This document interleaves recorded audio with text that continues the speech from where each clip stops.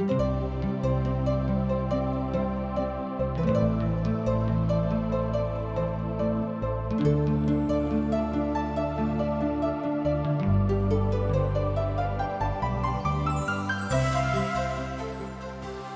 के हार्दिक स्वागत कर रहल छी TWR इंडिया द्वारा प्रस्तुत आशक इजोत कार्यक्रम में। यह एकटा सिलसिलेवार ढंग सँ बाइबलक अध्ययन अछि आ हमरा जीवन के लेल उपहार अछि। परमेश्वर चाहै छथि कि एकटा मनुष्य एक पवित्र जीवन जियैक, पापों सँ छुटकारा पाबै, जाय सँ वह दंड के भागी नहीं बने। यह कार्यक्रम के माध्यम सँ दिशा हमरा सबके मार्गदर्शन करा रहल छथि। तो आउ ई कार्यक्रम के हम आरंभ करै छी। आशा के इजोत मैथिली कार्यक्रम में हम एक बेर और अहाँ के अभिनंदन प्रभु यीशु मसीह के मीठ आ पवित्र नाम से कह रहल छी। हमरा सब आजुक दिन नीति वचन के पोथी के 29वां अध्याय में पहुंच गेल छी। एकर अर्थ यह निश्चित अछि कि शनै शनै अब हमरा लोकनि एहि पोथी के अंतिम प्रभागक दिस बढ़ि रहल छी, अर्थात हमरा लोकनि अब एहि पोथी के अध्ययन बहुत जल्दी समाप्त करब छी। हमरा लोकनि आजुक दिन देखब एहि पोथी के एहि अध्याय के प्रथम पद के, जे बेर बेर डांटल गेलाक बादो हट करैत छथि ओ अचानके नाश भ जेताह आर हुनक कोनो उपाय काज नहीं करतेन। एहि बातक एहिठाम देख सकैत छी 29वां अध्याय के 1 पद में। आजुक अध्ययनक आरंभ हमरा लोकनि एहि पदक पढ़ि के करलहुँ हैं। पवित्र पोथी के वचन सँ आरंभ क के हमरा लोकनि एहि तथ्य बिंदुक ऊपर विचार करैत छी कि परमेश्वरक लग बहुत बाट छनि, बहुत तरह के हुनका लग विकल्प छनि। कियाक त हमरा सभक लग एकटा ने दूटा ने चारिटा विकल्प रहैत अछि, मुदा परमेश्वरक लग हजारों हजार विकल्प छनि, जकर गिनती हमरा सब मनुख भ के नहीं कह सकैत छी। कियाक त एहि बातक विकल्प वह जानैत छथि, एहि बातक कारण वह जानैत छथि।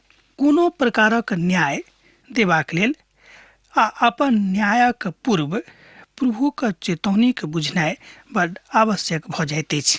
मान लियो कोनो कारणे प्रभु अहाँ के अवसर देने छथि कि अहाँ केकरो न्याय करिएक, तहन न्याय करऽ से पूर्व अहाँ की काज अछि कि अहाँ प्रार्थना में जाकर प्रभु से बाजियो कि यौ प्रभु हमरा अहीं बताऊ जे एहि बातक न्याय हम कोना करिएक।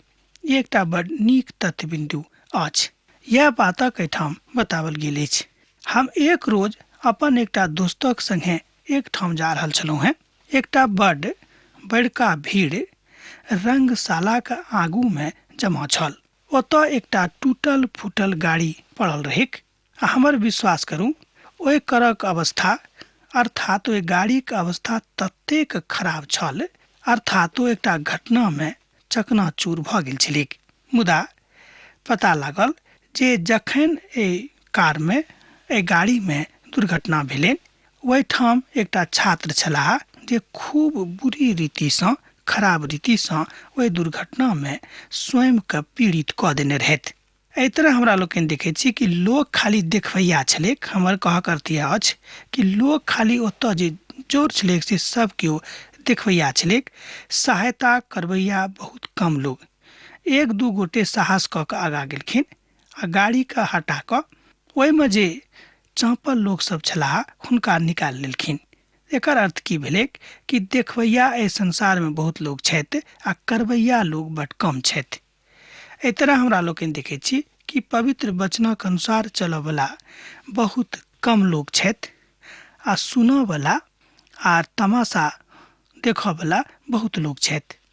हम प्रार्थना कयलहुँ हैं जे हे प्रभु हमरा सब गोटे के मदद करब, जाहि सँ प्रभु हम अहाँके शरण में खूब नीक रीति सँ रहि सकी। किछु लोक एहि बातक बुझैत छलखिन आ किछु लोक एहि बातक नहि बुझैत छलखिन। एकर अर्थ यह भेलै कि बहुत लोक जे अपन मन कठोर क लैत छथि ओ परमेश्वरक वचनक नहि बुझैत छथि, आ जे अपन मनक नम्र बना दैत छथि ओ परमेश्वरक वचनक बड़ आसानी सँ बुझि जाइत छथि। हाँ, भ सकैत कने काल लागत, एहिमे संदेह नहि। ई छल ईश्वरक न्याय आ हुनक न्याय करबाक एकटा बाट।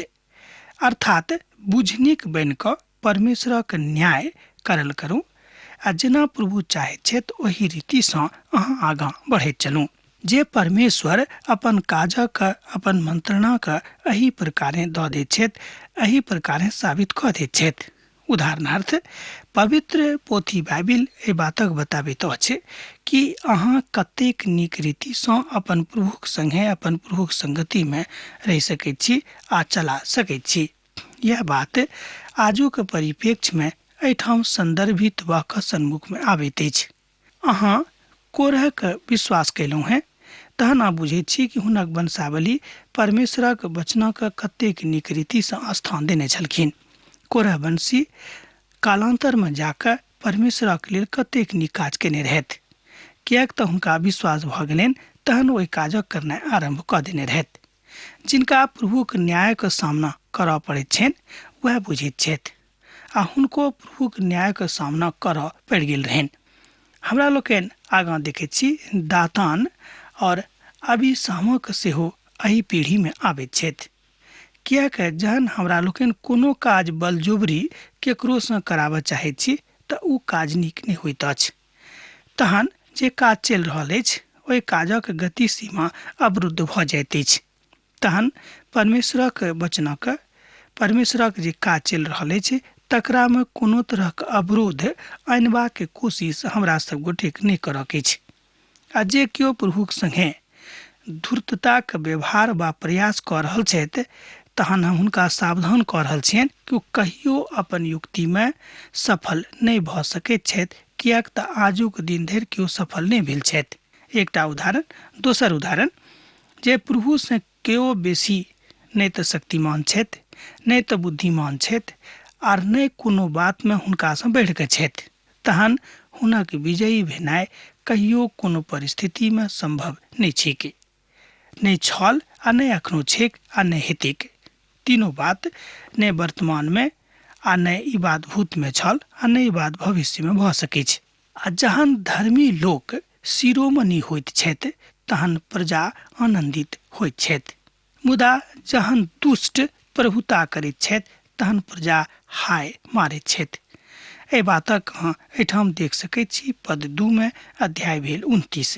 प्रभुक न्याय अपना लगमे आबऽ दियौक, प्रभुक न्यायके खूब पक्का नेब दिअ दियौक, प्रभुक न्यायके खूब बढ़ि चढ़ि कऽ एहि बातक ऊपर बताबऽ दियौक। हमरा सब जानैत छी जे जेहन दुष्ट लोक प्रभुता करैत छथि, राज करैत छथि, तहन ओहि कालमे कोनो न्याय, कोनो प्रकारक समस्याके समाधान ओ नहि कऽ सकैत छथि। मुदा एकमात्र धर्मी मनुख अपन राष्ट्रक लेल आशीष लऽ सकैत छथि वा आशीषक कारण भऽ सकैत छथि, किएक तऽ जे धर्मी छथि ओ अपन राष्ट्रक लेल, ओ अपन समाजक लेल, ओ अपन गामक लेल, ओ अपना लेल, अपन धियापुताक लेल खूब आशीषक कारण भऽ सकैत छथि। मुदा अधर्मीक दिस कहियो परमेश्वर नहि ताकैत छथि। तहन हमरा सब गोटेक सावधान रहबाक अछि। सब किछु एहिठाम सोझ कऽ देवल गेल अछि, तहन ओहि तरहक राष्ट्रमे शांति रहैत अछि। अहाँ ओहि तरहक राष्ट्रमे शांतिक स्थापनाक दिस डेग बढ़ा सकैत छी जतऽ बेसी लोग परमेश्वरक सँ अर्थात परमेश्वरक वचनसँ डेराबैवला रहैत छथि। बड स्पष्ट अछि, जहन दुष्ट राज करैत छथि तहन कोनो तरहक समस्याके समाधान नहि होइत अछि। एहि तरह हमरा लोकनि देखैत छी कि परमेश्वर जे बड शक्तिशाली छथि, परमेश्वर जे महान छथि, परमेश्वर जे दयालु छथि, मुदा एहि बातक अहाँ नहि बिसरबै कि परमेश्वर न्यायी सेहो छथि। हुनक न्यायक सन्मुखमे अहाँके ठाढ़ हुअ पड़त। राजा न्यायसँ देशक स्थिर करैत छथि, मुदा जे बेसी घूस लैत छथि हुनका उलटि दैत छथिन। एहि तरह हमरा लोकनि देखैत छी कि परमेश्वर न्याय करैत छथि, परमेश्वर न्यायसँ देशक स्थिर करैत छथि, मुदा जे केओ बेसी घुसहा भऽ जाइत छथि हुनका प्रभु उलटि दैत छथिन। दाऊद एहि तरहक बातक एकठाम बताबैत छथिन, किएक तऽ दाऊद एकटा नीक राजा छलाह। ओ अपन लोकक अर्थात हुनका धर्मी अधिकारी राखैत छलखिन। अर्थात जतेक अधिकारी हुनक राज्यमे छलाह ओ चुनि चुनि कऽ धर्मी अधिकारी के नियुक्ति करैत छलाह। ओ एकटा एहन लोक छलाह जे अपन प्रभुक अधीनता में राज करैत छलखिन। एहिके बादो हमरा लोगन देखैत छी कि हुनका बाद बहुत राजा एहन भेलनि जे प्रभुक अधीनता में आबि कऽ राज नहि करैत छलखिन। तैं हुनक बाड़ी में स्थिरता नहि छलैक, तैं हुनक राज में स्थिरता नहि भेल रहैक। मुदा यीशु अपन न्यायक कारणे हुनक राजक स्थिर कऽ सकैत छथि जँ अहाँ प्रभु यीशु मसीह संगे न्याय करबाक लेल ठाढ़ रहैत छी। प्रभुक अर्थात यीशु मसीहक आगमन मात्र लोकक लेल आशाक कारण छल आ यह कारण एखनो बनल अछि कि प्रभु यीशु मसीह एहि संसार में दोसर बेर अबैया छथि। एक बेर ओ आयल छलाह हमरा सभक लेल उद्धारक द्वार खोलबाक लेल। ओ दोसर बेर एहि संसार में आबि रहल छथि, किएक तऽ हमरा सभक लेल उद्धारक द्वार तो खोलि देने छथि। ओ हमरा सभक न्याय करबाक लेल आबि रहल छथि। अर्थात दोसर बेर प्रभु यीशु मसीहक आगमन एकटा सर्वोच्च न्यायकर्ता के रूप में भऽ रहल छनि। पवित्र पोथी कहैत अछि कि ओ मनुखक हुनक काजक अनुसार इनाम देबाक लेल आबि रहल छथिन। प्रभु यीशु मसीह धार्मिकताक राजा छलाह। ओ एखनो धार्मिकताक राजा छथि आर कालांतर में जतेक दिन तक ई संसार रहतैक, जतेक दिन ई संपूर्ण बात रहतैक, ततेक दिन प्रभु यीशु मसीह धर्मी राजा के रूप में प्रसिद्ध रहता आ प्रसिद्ध छथि। आ जे पुरुष कारणों से कोनो कारणे दोसर गोटे के सताबैत छथि हुनक कहियो भलाई नहि होतिक जँ अहाँ अकारणे केकरो सता रहल छी। एहि बातक सेहो पवित्र पोथी बाइबिल कहैत अछि। अहाँक स्मरण होइत अहूँ देखना होबे कि एहि संसार में एखनो बहुत लोग छथि जे अकारणे दोसराक सताबैत अछि। एहि तरहक लोकक कहियो कल्याण नहि हेतैक। नीति वचनक पोथी तकर 29 अध्याय 5 पद। आ जे पुरुष केकरो सँ नीक आ चिकना चिकना कथा कऽ कऽ हुनक पैरक ढील कऽ दैत अछि तऽ एहि तरहक लोक सँ सावधान रहबाक अछि। किएक तऽ जँ अहाँ विश्वासी के सूची के देखबै तऽ पाएब कि ओहिमे एहि तरहक लोकक के कोनो स्थान नहि छनि जे चिक्कन गप कऽ कऽ लोकक जाली में लऽ आनैत अछि, अर्थात लोकक फंसा दैत अछि। एहि तरहक लोक सँ सावधान रहबाक आवश्यकता थिक। अहाँ एहि तरहक लोकक संगे नहि रहब। विधा यह थिक कि अहाँक सावधान रहबाक अछि, किएक तऽ शैतानक के पर्याय अछि धोखा देबयवला। हमरा लोकनि जानैत छी शैतानक के पर्याय अछि धोखा देबयवला, अर्थात चमचमाइत बातक देख कऽ, झकझकाइत बातक देख कऽ, झकझकौआ देख कऽ ओहि दिस जयबाक के आवश्यकता नहि थिक। मनुख पेट भर खाइत अछि। मनुख एहि संसार में रहते जतेक काल प्रभु हुनका देने छनि, तहन जतेक काल प्रभु हुनका देने छनि, हमरा देने छथि, तऽ हमरा सबके प्रभु के इच्छा के अनुसार एहि जिंदगी के जीबाक अछि। किएक तऽ यशाया अपन पोथी में कहैत छथि कि मनुख जाति के सृष्टि पिता परमेश्वर एहि दुआरे कयनहिये रहथि कि ओ हुनक गुणानुवाद करैक, किनक तऽ पिता परमेश्वरक गुणानुवाद करैक। मुदा मनुख एहिठाम आबि कऽ अपन पिता के, अपन सृष्टिकर्ता के बिसरा देलखिन। हत्यारा सब खरा मनुख सँ बैर राखैत अछि आर सोझ लोकक प्राणक खोज करैत अछि। एहि तरह हमरा लोकनि देखैत छी एहि वचन का, एहि पद का, एहि पोथी के 29 अध्याय के 10 पद में, अर्थात नीति वचनक पोथी 29 अध्याय तकर 10 पद में एहि बातक अहाँ एही तरह रूपांतरण कऽ सकैत छी। खूनी मनुख नीक आदमी सँ घृणा करैत अछि। तैं प्रभु यीशु मसीह कहैत छथि जे जँ अहाँ अपन भाई के सताबैत छी तऽ अहाँ हुनक हत्यारा कहायब। एहि द्वारा प्रभु यीशु मसीह कहलनि कि जँ अहाँ अपन भाई के सता रहल छी तहन अहाँ हुनक हत्यारा कहायब। कैन अपन भाई के हत्यारा छलाह, किएक तऽ ओ अपन भाई के सतौने रहथि आ सतौबेटा नहि कयलथि, हुनक हत्या सेहो कऽ देने रहथि। ए बातक हमरा लोकनि उत्पत्ति पोथीक अध्ययनक काल में सीखने छलहुँ हैं। अर्थात जे धोखबाज छथि ओ अहूँक अपन लोग भऽ सकैत छथि, अहाँ अपनो लोकसँ धोखा खा सकैत छी। ओ अपन भाइके हत्यारा छलाह, एहि बातक हमरा लोकनि जानै छी। नीति वचनक पोथी तकर 29 अध्याय 11 पद। मूर्खक अपन समस्त मनक बातक खोलि दैत अछि, मुदा बुद्धियार अपन मनक सोचैत अशांत कऽ दैत छथि। ध्यान दियौक, मूर्ख अपन समस्त मनक बातक खोलि दैत छथि, मुदा बुद्धियार अपन मनक रोकैत अशांत कऽ दैत छथि। अहाँ एकटा मूर्खसँ कथा करू और अहाँ एकटा जे बुद्धियार छथि। एहिठाम बुद्धियारसँ मतलब भेलै जे प्रभुक भय मानैत छथिन, आ मूर्खसँ एहिठाम अर्थ भेलै जे प्रभुक नहि मानैत छथि। मूर्ख अपन तामसके खोलि कऽ राखि देत, अर्थात अपन धूर्ततामे ओहि बातक बतावत, मुदा जे केओ प्रभुक लोक छथि ओ स्वयंके शांत कऽ देत आ प्रभुक वचनक अनुसार ओ बाजत कि ठीक अछि, ई तऽ भऽ गेल, मुदा हम प्रभुक न्यायक लेल बाट जोहब आ हुनका दिस ताकब कि प्रभु हमर न्याय कहिया कऽ रहल छथि। आ जे किछु ओ कहत ओ बड्ड असावधानीसँ कहत, मुदा जे किछु प्रभुक दास कहत, प्रभुके डिरबैया कहत, ओ बड्ड सावधानी के साथ कहत। आ जहन हाकिम झूठ बातक ऊपर कान लगाबैत छथि तहन हुनक समस्त सेवक दुष्ट भऽ जाइत अछि। ध्यान दियौ कि जहन हाकिम झूठ बातक ऊपर कान लगाबैत छथि तहन हुनक समस्त सेवक दुष्ट भऽ जाइत अछि। एहि बातक अहाँ एहिठाम देख सकैत छी पद 12 में। अध्याय भेल 29। पोथीक नाम तऽ अहाँ जानिते छी, नीति वचनक पोथी। जेनाकि अहाँके हम कहलहुँ कि हमरा सब अब शनै शनै एहि पोथीके अध्ययनके आखिरी प्रभाग में पहुँच रहल छी। माता पिताके काज छनि जो विश्वास योग्यताके साथ वो अपन धिया पुताके शिक्षा देक आर हुनका प्रभुक अनुशासन में बढ़ाबैक, आ तहन हुनक धिया पुता प्रभुक नजरी में बड़ पैघ बा बड़ ऊंच स्थान प्राप्त कऽ लेता।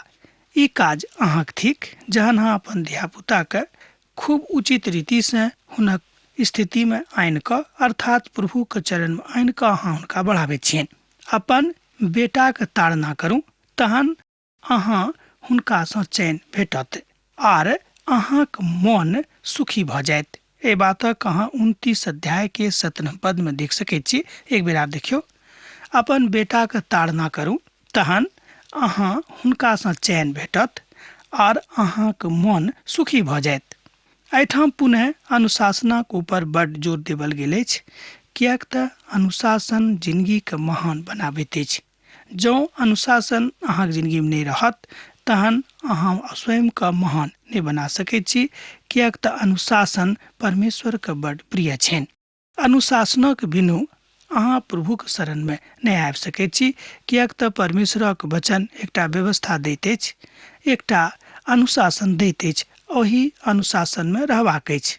अर्थात परमेश्वरक वचन हमरा सब गोटे के एकटा सीमाना के अंदर में रखबाक के इच्छा राखैत अछि, तहन हुनके वचनक अनुसार हमरा सब गोटे जीवाक अछि। आ जँ हमरा लोकनि ई काज नहि कऽ रहलहुँ हैं तेकर मतलब यह भेलै कि परमेश्वरक अनुशासनके हमरा लोकनि उल्लंघन कऽ रहल छी। जतऽ दर्शनक कथा अछि ओतऽ अहाँ जा सकैत छी, आ जतऽ दर्शनक कथा नहि अछि ओतऽ अहाँ नहि जा सकैत छी। एहि तरह हमरा लोकनि देखैत छी कि निरंकुश राजासँ प्रजा कोनो नीक बातके आशा नहि राखि सकैत छथि, तहन एहन राजाके न्याय सेहो निरंकुश हेतैक, आर एहि तरहक राजासँ प्रभुक कहियो प्रेम नहि भऽ सकैत अछि। आ जे व्यवस्थाके मानैत छथि, ध्यान दियौ 18 पदक आखिरी प्रभागके, आ जे व्यवस्थाके मानैत छथि ओ धन्य भऽ जाइत छथि। एहि तरह हमरा लोकनि देखैत छी एहिठाम व्यवस्थासँ अर्थ वएह भेलै परमेश्वरक वचनक अनुसार चलनाइ।